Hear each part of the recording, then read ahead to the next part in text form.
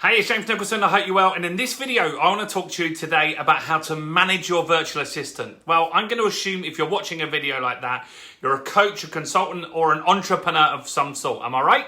Well, if I am, then do make sure that you subscribe to this channel and hit the bell notification. I make new content every single day, and it will teach you how to grow, scale, and market your business effectively. Now, my name's James Nicholson, and I've been in business now for 17 years. I've had all the ups and downs that you get as an entrepreneur and as a business owner. And I've discovered something very special, which I call my business accelerator methodology. Now, this takes cold leads and turns them into red hot buyers who buy from you again and again and again. And I want you to join us on a journey. Join us, and we will show you how to use this in your business too. So let's get into the content. We want to talk about virtual assistants and how do you manage them. Well, first off, where you hire them makes a difference on that. So there's two core sites that you can use. One's called Upwork.com and one's called Online Jobs PH. Now, both of those sites actually have software to track what your virtual assistants are doing. They install a little plugin on their computer and it just takes a screenshot every 15 minutes, and so you can keep a track and from time to time check in and just make sure that they're doing what they should be doing. Now, that's one way to just make sure people are doing work and they're doing something for you. But how do you keep them organized? Well, it's essential that you use a project manager tool, right? There's lots out there. There's a big one called Asana, but I actually use in my business one called Teamwork.com. And the reason I like Teamwork.com is it's very organized, it's very cheap as well. If you have less than 5 team members, it costs you nothing. So that's good and a win for a lot of you.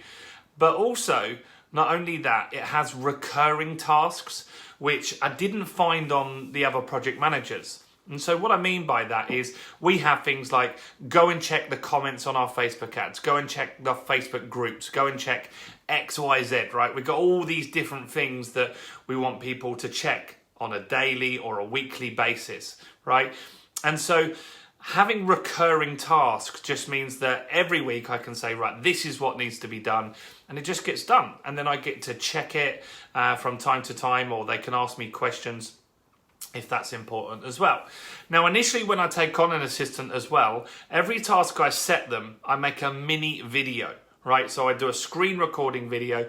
I use something called Camtasia. You can use another product called ScreenFlow, or just if you Google record my screen, there'll be tons of different softwares, I'm sure, guys. But I like to record the stuff because that means that someone else can take that task on from an assistant without them having to do a big handover. Means if I get a new assistant for some reason, that I also can just get them to do the original training. So it's a little bit of work up front, but for me, it saved me tons of time. Make sure that I don't get asked lots of questions, because people forget tasks as well. They forget how do you use this software or how do you use that. So just make some freaking videos and it will save you a ton of time. That's going to help you manage as well. Now, also how to manage an assistant is I get my assistants to check in with me every morning. So they let me know that they've started work and what they're going to focus on each day. And normally, after a period of time, they're pretty good at picking out what they need to do. But sometimes I'll change that, right? So by knowing what they're planning to work on that day, I can move them around to what's important for our business on that particular day.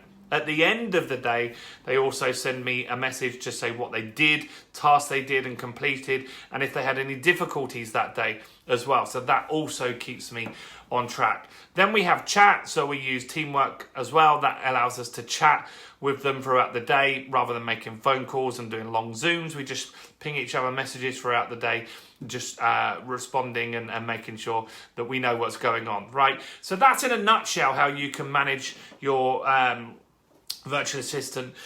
Look, but we go into a lot more detail on virtual assistants in our business, and I've actually made a guide which I think could be quite useful for you. So this is an ebook, and so in the description of this video I'll put a link and you'll be able to grab this ebook, and it's 51 things that your virtual assistant could do for you. Now, there's hundreds of other things, but these are the core things that I believe your business should be having managed by your assistant. So go and check that out in the description and make sure you grab that copy now.